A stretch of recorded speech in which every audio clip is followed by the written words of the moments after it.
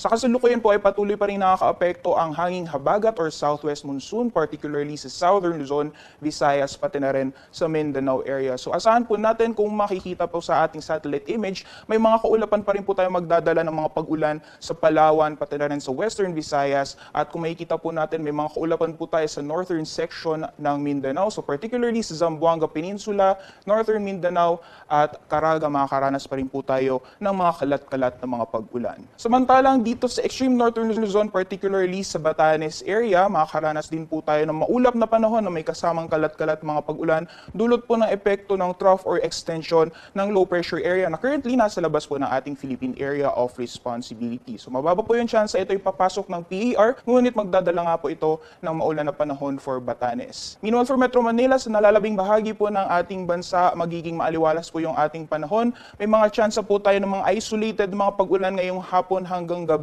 at posible din po sa madaling araw. Ngunit pagdating po ng umaga hanggang tanghali ay maaliwalas na po yung ating mararanasan.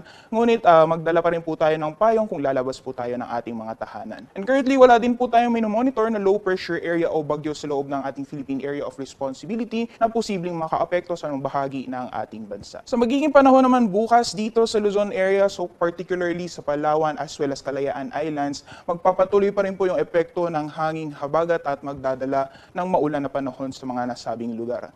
Meanwhile, for Metro Manila at nalalabing bahagi naman ng Luzon, magpapatuloy yung mainit at maalinsangang panahon, liban na lamang yung mga chances ng mga panandaliang buhos ng ulan dulot ng mga isolated thunderstorms. Temperatura naman sa Lawag at Tugigaraw, posibleng umabot ng 33 degrees Celsius maximum temperatures, 17 to 23 degrees Celsius for Baguio City. Meanwhile, maximum temperatures for Metro Manila at Legazpi, posibleng umabot ng 32 degrees Celsius at maximum temperatures naman for Tagaytay, Kalayaan Islands, pati na rin sa Puerto Princesa, posibleng umabot ng 30 degrees Celsius. Sa magiging panahon naman sa Visayas as well as sa Mindanao, kung makikita po natin, mostly western sections ng Visayas at Mindanao ay patuloy pa rin maapektuhan ng hanging habagat na makakaranas ng maulan na panahon. And the rest of Visayas as well as Mindanao area, improving weather conditions po tayo. Mas mataas lamang yung mga tsansa ng mga isolated na mga pag-ulan. So for temperatures sa ilang lalawigan sa Visayas, posibleng umabot ng 31 degrees Celsius for Iloilo and Tacloban. Meanwhile, 32 degrees Celsius naman ang maximum temperatures for Cebu.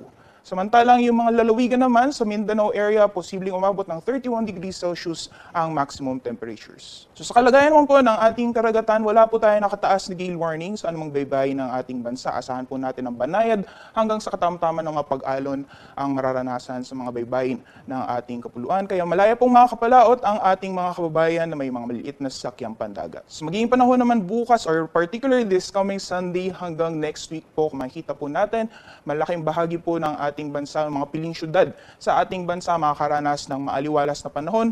Liban na lang for Metro Cebu this coming Tuesday, posible pong lumakas yung epekto ng hanging habagat at magdadala ng mga kalat-kalat na mga pag-ulan. For Metro Manila, average temperatures maglalaro mula 25 to 32 degrees Celsius. Sa Baguio City naman 17 to 23. For Legazpi City, 25 to 32 degrees Celsius. For Metro Cebu, 25 to 32 degrees Celsius. At sa Metro Davao, 25 to 32 degrees Celsius.